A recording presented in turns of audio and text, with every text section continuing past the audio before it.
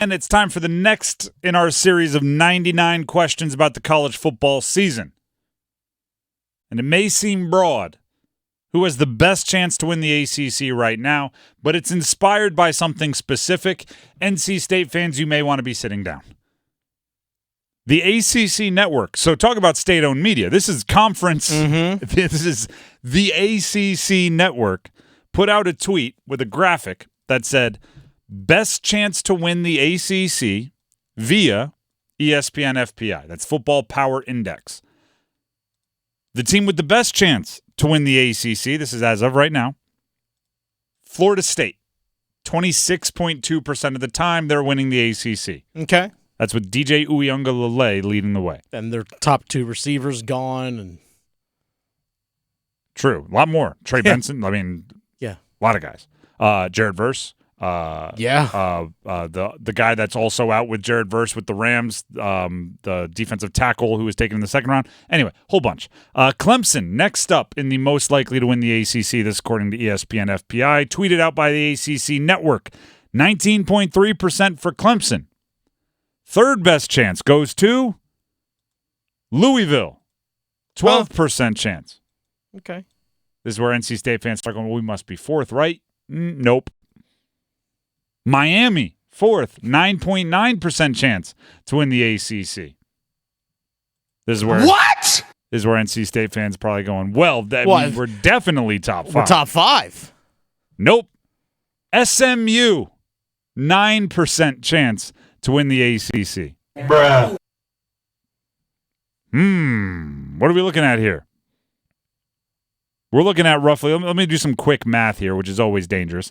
But we got roughly 45. We'll throw another 75% chance, according to ESPN FPI. One of those five schools wins, and none of them are from the state of North Carolina. Florida State, Clemson, Louisville, Miami, and SMU combined to be the five most likely to win the ACC. What am I missing? SMU, don't we usually knock teams when they step up in competition? Usually. When you go from a lesser conference to a bigger conference, doesn't everybody go, there's no way? Instead, they're like, well, actually, probably going to play great.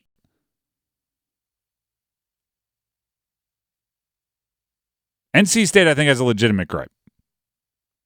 I think it's obvious they're one of the top five teams most likely to win the ACC. And I'm not even saying they're a favorite, right? If you want to put Florida State above them after they ran the table last year and obviously they have something going, fine. We can have that conversation. Even Clemson, because Clemson has the recruiting pedigree and you may have thought they've had a blip, but they're not completely fallen off, fine. I don't see how those other three teams are dramatically above or even above a team like NC State. To the point where I'm looking at ESPN and I'm going, if that's what your Football Power Index says, maybe it's time to change the inputs. If obviously one of the top five teams, maybe a top three or four team in the standings or in the likelihood of winning, isn't a top five team in your algorithms, maybe it's time to tweak the algorithms. And I'm not sitting here trying to disrespect Miami or SMU or Louisville. I'm just sitting here saying, let's call a spade, right? Because I hear you on some of the more realistic NC State fans will hit you with, well, let's see if we can win 10 games first. Or, let's get to the ACC championship before you start throwing them in there. Let's not pretend like SMU has been some kind of world beater. Or Miami. Or Miami. Recent years. Or Louisville. Or Clemson the last few years. Let's call it what it is. Basically, and I hate to say this, the only one that kind of bucks that trend would be Florida State. Yeah. Well, I mean, and I'm sure there's upset people from UNC and upset people from, I don't know, Pitt or one of the Virginia schools, Virginia or Virginia Tech. But yeah, they stink. Yeah, but I'm sure they're upset. I'm just saying I'm sure there are fans that are upset. But I look at this as almost an insult to one specific team. Who has the best chance to win the ACC right now? I don't think I'm willing to let NC State fall out of the top three. If you wanted to put Florida State and Clemson above, maybe. right? Because a lot of the reason why you're excited about NC State is because of the quality of player they've added through the portal and recruiting this offseason, right? Also, I think Tony Gibson deserves a shout-out. I'm always excited about their defense. He's their defensive coordinator who just signed a 3-year extension.